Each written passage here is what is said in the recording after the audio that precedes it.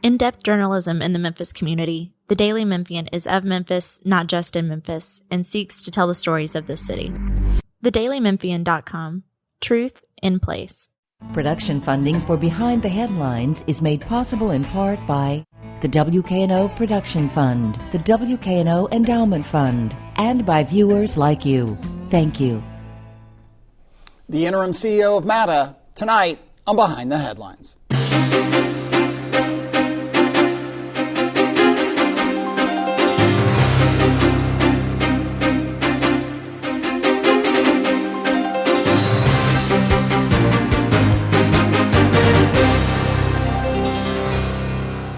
I'm Eric Barnes with the Daily Memphian. Thanks for joining us. I am joined tonight by Bacarra Mauldin. She's the interim CEO of MATA. Thank you very much for being here again. Thank you for having me. So we'll get kind of a status update on where MATA is right now, where it's going, how it got here. But I do want to start with the question I think so many people have is what in the world happened that I think many numbers stand out. But I think the former board chair wrote in a column for the Daily Memphian, a guest column, that MATA receives $32 million from local sources for operating, but spent $84 million last year. There's just been a kind of epic set of problems that have been building over a long time that finally come to a head. How do you describe what's gone wrong? Well, let's talk about the MATA of yesterday.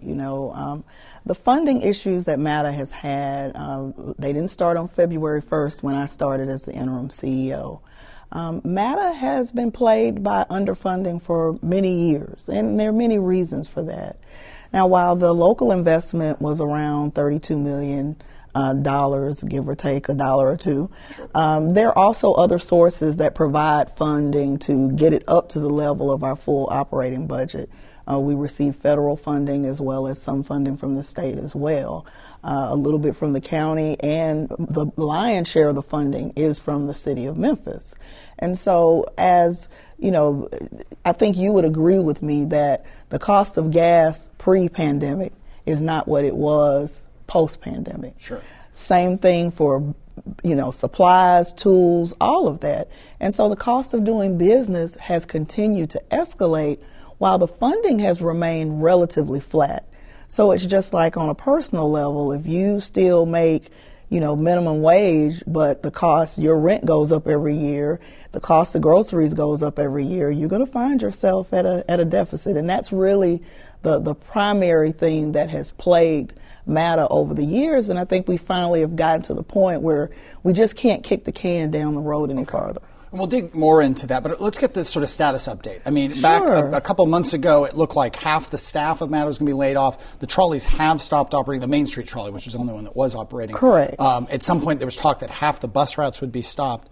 What is the daily operational situation right now in terms of transit? Well, thankfully, the proposed cuts that we had, they've been paused. That gives us a little bit more time to come up with a more comprehensive plan to work with Mayor Young as well as the City Council to come up with some funding solutions. We have a new board that we're rolling on. We had our second board meeting with the new board on yesterday, and so we are working now to try to avoid doing that. We're focusing on getting the agency stable financially, as well as determining what the long-term future of MATA is from a service perspective. So right now, all the bus routes are being serviced? All of the bus routes are being serviced. And no one was laid off? No one was laid off. Okay. The trolley, though, is stopped. Let's start that. It's one of the more prominent sure. and actually one of the most frequently ridden and revenue producing per a report that came out, an outside report that came out. What's the status of the Main Street Trolley? So the Main Street Trolleys are suspended right now. Now, that is not a permanent thing. We had to suspend it for safety reasons. We had a brake failure. TDOT has been involved. TDOT required that we install a backup braking system on all of our trolleys. Because of our financial constraints, we felt like it was not really prudent at that time to sort of borrow from Peter to pay Paul, if you will, to get this braking system put on. So instead, we put pause. We hit pause. We're working with TDOT to investigate the true cause of the braking failure, and we're working with TDOT to get backup brakes installed. Last time the trolleys had to be stopped because of failures, it was many years before they started again. Even just the Main Street one, the Riverfront Loop is not restarted, and the Madison Avenue line hasn't restarted. What's the estimate on when Main Street trolleys will be running again? I'm going to be honest with you. When we suspended the service, we felt like it was just going to be a temporary suspension. Our TDOT knows how important trolleys are to the Memphis economy, and we actually are working diligently to try to have them back by next summer. Oh, but that long though? So it's as much as 6 months, 8 months, given where we are right now. Well, the Federal Transit Administration requires a 180-day notice of intent to restart the trolley service, and so we're working with our new board and TDOT. Hopefully, we will be able to at least give that notice to TDOT and FTA very soon. There was a sense, I mean, if not a reality, that MATA was about to run out of money when all this sort of came to a head in the last couple of months. Are people are being paid? Let's just walk through key things here. Right. Employees are being paid. You're saying, yes. Yeah. Are vendors being paid? Yes, vendors are being paid, and we are actively involved in renegotiating contracts. Our board meeting on yesterday actually was evidence of that. There were a couple of contracts that were on the agenda that were approved that were the result of staff renegotiating those contracts to better terms that, one, saved money, and the payables were in a time frame that will allow MATA to stay current and in good standing. There was a report by an outside firm, TransPro. The draft report is on the Daily Memphian site. It may be on the MATA site as well. People can search for TransPro. It's a 120-page report. It's pretty epically difficult to read if you care about transit. I mean, it talks about 80% of MATA's customers utilize just 12 routes. 44% bus ridership has declined 82% since 1991, which speaks to this being a long-term problem. Issues with the prior board kind of rubber stamping decisions, not having proper oversight, and some fogginess about the whole financial, where all the money has gone. When you see that TransPro report, how do you respond to it?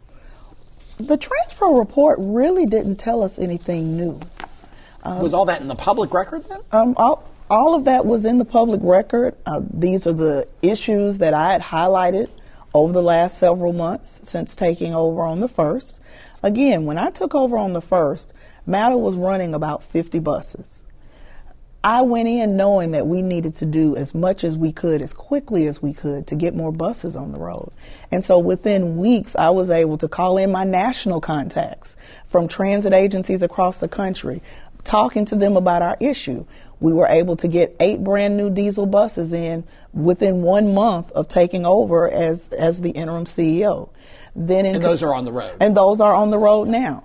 Going even further, 2 months later, we were able to work with some industry partners. We were able to we got 27 buses transferred to us from the Tucson agency. Those were things that we started under this administration. Yeah. We initially put 5 of those vehicles on the road due to our financial constraints. I'm now proud to say that we now have a total of 66 buses on the road, because now we have 17 of those Tucson buses on the road, and they're fully outfitted. And we have 3 more that we're going to be bringing online very soon. And you're right to remind folks that you took the interim job in just in the spring. You've been at MATA a couple years before that as chief of staff and deputy. Yes. Yeah. So since 21, 22, yes, since or something. 21. So just a couple years. So I want to make sure and emphasize that really. I mean, my questions for you are. Yeah, how did it happen? But I don't mean to lay that all at your feet in some way. So please, I don't want you or other people to take it that way. But also, you're the interim CEO who's got to fix this. Absolutely. Right? And so when you look at it, back to that question, how did MATA get here to this place where so many buses weren't operating, where there were so many problems, where there was kind of this inertia of change? What caused that? Well, it's really hard to just lay it at just one specific thing that was the catalyst for it. I would absolutely say that when you have limited funding, and again, the cost of business continues to rise, difficult choices have to be made. And I think a little bit of that, some of the fleet replacement got sacrificed along the way. And so those are the things that we have worked diligently to try to fix that. And so once I had full visibility of our finances, because remember, on my second day as interim, we actually brought in J.S. Held because there was no CFO actually at the time. J.S. Held is a person or a firm? J.S. Held is a firm. Okay. It's a national financial firm that we brought in to actually rebuild our finances and help me understand exactly what happened, going back to the underfunding story. And so they helped me understand that. And once I got full visibility on it, that's really when I started to shine a light on what was going on, because you can't fix a problem unless you understand it. And that's one of the things that we really prided ourselves in putting it out in the public space so that people truly understand that there was a funding issue there. Prior to you taking over, was the prior board, again, the board has been fully replaced by Mayor Young and Yes. council, was the prior board not getting complete financials that showed this set of problems? Well, it's always been evident that there were funding issues. That's something that's not new. I mean, you can go back. I have a news article from 2016 where former CEO Ron Garrison was before the council and before the board talking about funding issues. So funding issues have been a recurrent thing, and the need to put more funding in the system is not new. In fact, Transit Vision, which is a part of Memphis 3.0, talks about the need to put more funding in the system, and it actually talks about the incremental investment that needs to happen, and that's all a part of the Transit Vision, but it was never funded. And that's part of what comes out in the Transit Pro is, or not Transit Pro, excuse me, the TransPro report. And I was looking at the draft report, so just to be clear. Right. But that, some of the big visionary things like TransPro, which was the strategic plan, the notion of a bus rapid corridor down Poplar that we talked about on the show with your predecessor, maybe back to Ron Garrison. There was other rapid transit Right. corridors that were going to involve a lot of investment, but that investment never came. The funding for those never came. And meanwhile, the day in, day out operation of trolleys, of the regular bus routes, of maintenance was declining and declining. And so is it your vision going forward to say, hey, some of these long-term new routes, rapid train, all that's just got to be tabled. And this is the recommendation of TransPro, and just get back to basics of basic bread and butter service. Well, let me set the record straight. Okay, yeah. The investment did come for the Innovation Corridor. It came from the Federal Transit Administration. Congressman Coyne has been one of our just staunchest cheerleaders and has really been very, very instrumental in getting the federal investment to help us with those. So again, as the funding remains flat on the local level, but you have this infusion of federal investment, that's where the disconnect comes in. Now, I will say that the Bus Rapid Transit project at this point has not been tabled, because as I see it, mobility, we need to create a mobility ecosystem, and a part of that ecosystem involves various modes of transit that all come together to make the whole mobility system. So what I would say is that the BRT is actually the core of the mobility system that we're trying to create. We want to be able to go out and have our customers catch a bus with 10-minute headways, which are the times between buses. Well, that's the level of service that we're trying to create with the Bus Rapid Transit Corridor. And so, yeah, that's fair. But I think, if I'm not mistaken, you can correct me, with transit, part of what the problem is, there will be, say, federal money for capital improvements that would put all that in place, but not the operating money. And that's the kind of trap or the cycle that MATA has been generally too often caught in, of funding for big picture things, but not the day in, day out maintenance, repairs, and replacement. And that balancing act, how do you fix that? Well, there's simply going to have to be more investment into transit. You can only get out of it what you put into it. The citizens have spoken loudly that they want a better transit system, that they want to be able to catch a bus within 10 minutes. They want to know that they can depend on that. I know what that feels like. I've actually been a bus rider, a bus dependent rider, in fact. And so I get it. But there's got to be more investment in the system in order for that to happen. And again, I'm not just saying that for the city of Memphis. City of Memphis, Shelby County, State of Tennessee, we're working with all of our funding partners to try to see what we can do to put more investment into MATA. If there is, I think it seems unlikely that significant more money is going to come to MATA from local sources. I mean, if you look that's just an observation. I don't know that that's true. It's just, they just did a huge tax increase to balance the budget. There are big demands across the city's budget and across the county's budget. And the county's never been a particularly large funder, correct me if I'm wrong, of mass transit. People talk about wanting mass transit, both those who ride, of course, those who want to ride, and those employers or people who believe in the value of this. So if there is no significant new money locally, does that then mean cuts to service? I mean, something has to give if there isn't that new investment that you're calling for. And again, it just seems really unlikely that at any time soon that's going to come. Well, a couple of things. We want to make sure that we are being the absolute best stewards of the funding that we have. We are looking for opportunities to optimize our service, to serve the community better. And so that once we are able to effectively do that, then I think that the case will go a long way for more investment. It may not be groundbreaking, but every dollar counts. Every little bit helps. And so we're optimizing what we're doing right now. We're working for greater administrative accountability to ensure that we're being better stewards of the money that we have, and we're listening to our riders. Yeah.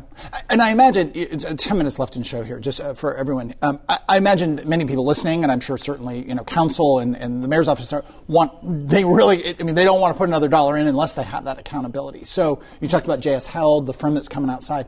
I mean, what are the financial reporting and transparency and accountability that you're putting in place to rebuild that trust? Because again, I think, this is me editorializing, but it seems like even if there was a pot of money in the city coffers to give to MATA, they would not be real eager to give it until, and I'm not putting this on you that you caused it, but how do you go forward and fix that and build that trust and accountability and transparency to the public, council, mayor's office, et cetera? Consistent reporting. We have consistently reported our financials. They're on our website. And so having that information be out and available to the public, that's number one. Number two, there are internal controls that we've put into place. We are bringing on additional staff, such as an internal auditor. That was not a part of our team before. That's a corrective action that we are working on with the federal government right now. One of their recommendations, we're doing that. And really the role of the internal auditor is that quality assurance person that makes sure that we're following the exact processes that we should be to the letter. It's kind of an internal, just auditing everything that we do, not only finances, but processes. That's just one way. And so we're communicating more, we're breaking down the internal silos, we're having more accountability, more reporting. We work very closely with the city of Memphis. We're doing more reporting with them as well. Yeah. And so those are all things that we work on to try to earn the public's trust. Part of the transport report, it benchmarked MATA against other peer cities, Charlotte, I think Little Rock, Tucson. Low marks in terms of efficiency, in terms of cost and spending and so on the bus service, on the trolley service, although it did point out that the trolley was probably the highest revenue per ride in the whole system.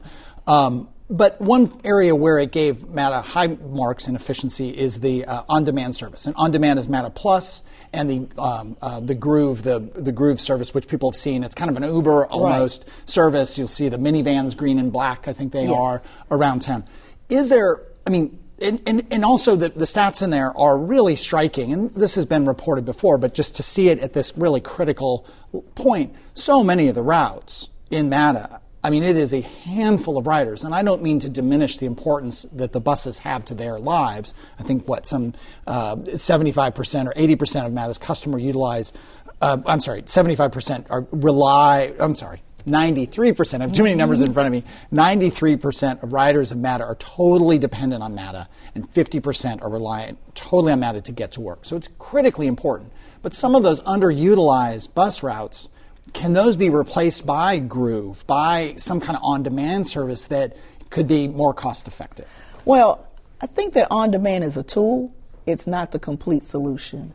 Again, going back to that mobility system that I was beginning to describe, the BRT is at the core, but in the outer peripheral, what we envision is their on-demand zones, kind of an expansion of what we already do. We also have Ready by MATA, which is also on-demand service. And my vision is that we would have those on-demand zones in areas surrounding the core city center. And so those on-demand zones would feed into fixed route service that would be more concise, tighter, more efficient, shorter headways as well, that ultimately feed into the BRT lines when they come on that have the shortest frequency. BRT, at this point, do you have an estimate of when that could be completed? That could be completed. It could be as soon as 27, but as late as 33. It really just depends. So again, in the interim, there's got to be a solution. And in the interim, we are continuing to look into expanding the on-demand offerings, as well as bringing more buses online, making our routes more efficient. And so those are the things that we're looking at. I think I already asked this, but I was going to circle back. Are route cuts on the table? Everything is on the table. One thing that was in the TransPro report was a lot of space, office space, too much office space and outdated maintenance space, maybe too much. What's the plan with and it's a huge cost associated with that and the inefficiency of it. What's the plan there? Well, we're currently in the process of building a operations and maintenance facility. That's one of the large capital projects, actually going back to the TransPro report, that they recommended that we stay on course with that. And we are. So we are looking to break ground on that probably in the next year. And then we will be moving forward with that. In terms of the office space, we have the office space in the administrative area because there was a large flood at our current facility. And so part of that building is unusable, and that's what prompted the move of the administrative headquarters. We are working with our board and with legal counsel to see what options exist. So we are looking. Again, everything is on the table. And so we're looking at any and all options we can to be more efficient and fiscally responsible. So many questions with a few minutes left here. Do you look back? Are you disappointed in anyone? Is there people in this moment want to lay some of this blame at someone's feet? Do you lay blame at someone's feet? No, I don't. I'm squarely focused on what we need to do to move this system ahead. Like I shared briefly, I was transit dependent. I was a young mother with a young daughter that got up and caught the bus at 5 a.m. to get my daughter to daycare, to go to my secretarial job, and I ran that back and repeat every day. I didn't really care about the budget of the transit authority. I didn't really care about the fiscal. I just needed that bus to show up. And there are thousands of people right here in Memphis that need the bus to show up. And that's where my focus is. We maybe touched on this earlier. Where are you with open driver and operator and maintenance positions and hiring? Yes, and I announced at our board meeting that we are going to do some limited hiring to ensure that we can shore up the ranks for the equipment that we have. Like I mentioned, we're up to 66 buses. So that's going to require a few more operators to make sure that we can keep those out efficiently. So we are going to open it back up. And so if anyone is out there that's looking for a position, we'd love to have them. And again, the report was done in August to October timeframe that I'm looking at. MATA needs 175 operators. At that time had about 156. Is that number about the same? That number is about the same, but that higher number is if we were fully outfitted with the 74 buses. Okay. Really, we would need 74 buses to truly effectively run the service level that we operate right now. And you told me it was like 66, yes, give or take. I'm at 66. And every bus, when you buy a bus, let's go back to this. A bus is $500,000 or something new or more. I mean, what is a bus? I remember that talking to Ron Garrison about it. So that number is probably wildly outdated. It is. A diesel bus is about $800,000, and an electric bus is about $1 million. And then you're talking about another $1 million in charging infrastructure. So it's not cheap. But at the same time, that's why we're trying to leverage the federal investment that we have so that makes the local investment go a lot further in buying those capital assets. How long is a bus supposed to be in service, a diesel bus? How long are the MATA buses, how long have they been in service? 500,000 miles, 12 years, 500,000 miles. Okay. A lot of our buses go beyond that. Sometimes we have rebuilds. Our team is doing the things to extend the life to the greatest extent possible. So really, I tip my hat to them because they really work hard to do that. With less than a minute left, the key metrics, we'll love to have you back on the show in 6 months and do a status update. Absolutely. People care about this a lot, whether they're a rider or not. They're a taxpayer. They just want transit to work, I think, by and large. Right. The key metrics, the 1, 2, or 3 key metrics that you want to point to 6 months from now to say, hey, we're making progress. We want to point to our on-time performance. I'm fully expecting to see an uptick. It was in the 50s when I started. It's now in the 60s. And trying to get even more towards the 70s. And we won't celebrate at 70, but we'll absolutely acknowledge the accomplishment and put even more things in place to try to make sure we get to that next benchmark.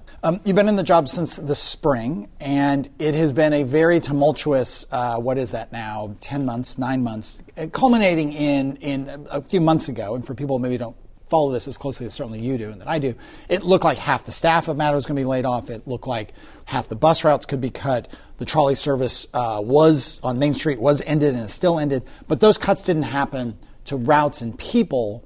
But the board has been turned over, a whole new board that Paul Young got rid of. The prior board brought in a new one.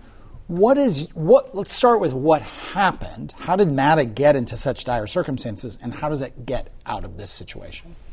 Well, first of all, thank you for having me here. Really excited to be here to talk about MATA because, again, you cannot fix a problem unless you really understand what it is. And so this is the result of decades of underfunding. The problems did not start on February 1st when I got here, but we're absolutely committed to engineering the fix. And so it's just decades of underfunding while the cost of doing business has honestly continued to increase. The report by Transpro, an outside firm that was brought in to do an assessment that works in transit, one of the major things that it red flagged was just a lack of transparency and accountability. It was part of the reason the board was removed. Not that anyone said there was malfeasance, but there just wasn't accountability. What are you doing now to communicate with your MATA board, the council, the mayor's office, and the public about spending priorities, hiring priorities, decisions being made so that people feel like they know what's going on and that MATA there are measurable, steps that people can see that progress is being made or not? Well, let's start with on February 2nd, day one, first full day, I brought in J.S. Held, which is a national accounting firm, to help me get full visibility of the finances, because honestly, you don't run a transit agency until you actually lead the transit agency. And so having full visibility allowed me to give the public full visibility into what was going on. So let's start there. Then, of course, we increased our communications with the city of Memphis. For the last few months, we've been going before the city council almost every 2 weeks. We have meeting with the mayor almost weekly and his team. We are communicating and working together. We do have a new board. We're very excited about the caliber of individuals that have been appointed to lead the agency on the board. I communicate with them quite frequently. The new chair has put a committee structure in place and intends for a lot of the back work to be done through the committee structure, and definitely looking forward to working with the new board as they navigate this new journey. Let's go through sort of, again, a status update. Since the summer, how many more buses have been put on the road?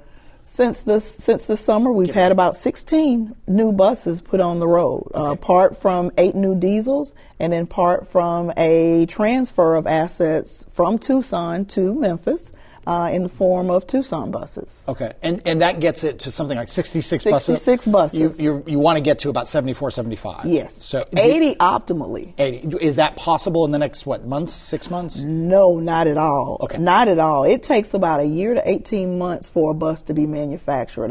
Unfortunately, there's no lot to just go buy them. So you're using all the buses you have, or there's some over that are being worked on that can come into service? There's some that can be worked on that can come into service. We've got 3 more of the Tucson buses that we've got to put online as well. And Tucson, Arizona. Arizona.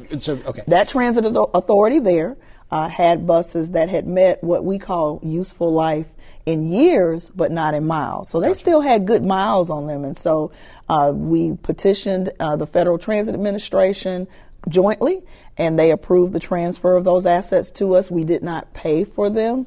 We only had to pay for shipping, for outfitting them. So that was really a big deal for us to receive those buses. In terms of the Main Street Trolley, it is looking like next summer. What stands in the way there of getting that back operating? Well, we're working with TDOT on the brake situation, going through that investigation, working on the fix.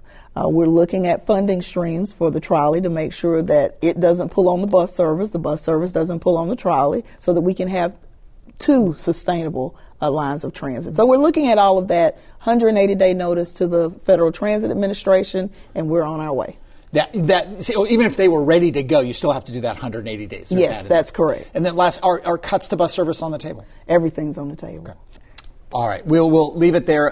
Again, thank you very much for being here. I appreciate it very much. Thanks for coming. Some people in the firing line that you're in, some people would not want to do this. You've tried a couple times, and we finally got it worked out. So I really do appreciate you being here and asking these questions and being available. The TransPro report it's on the MATA site, I think. It's not on the MATA site. It's on the Daily Memphian site. If you is. search for TransPro MATA report, you'll get more detail on the recommendations and the kind of information there. That is all the time we have this week, though. Thank you very much for joining us. If you missed any of the conversation, you get the full conversation at WKNO.org, or you can go to the Daily Memphian YouTube. You can also download the show as a podcast. Recent shows include Marie Fagans, Doug McGowan, Paul Young. We've got CJ Davis coming up in the next few weeks. Thanks very much, and we'll see you next week.